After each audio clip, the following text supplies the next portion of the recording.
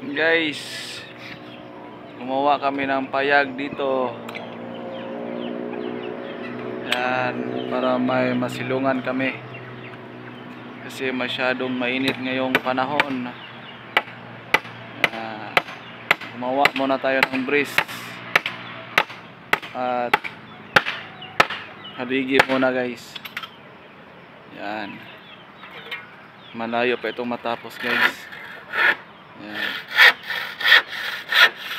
4 na haligi ang ating pinatayo.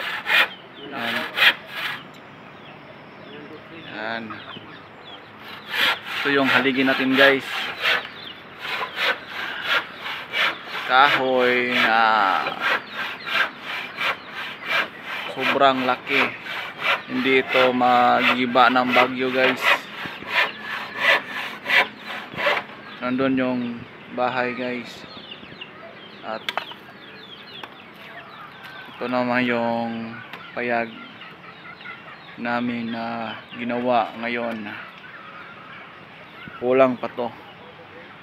Wala pa tong sinibit sa itaas. Yan. Malaki pa itong tatrabuhin.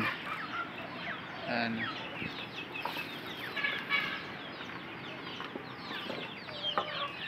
Yan guys.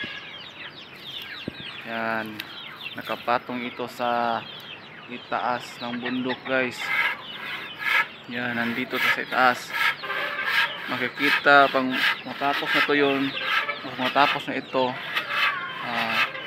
makikita yung dagat doon. Dagat doon. Yan, tingnan mo. Ayan o. Yan guys, dagat yan.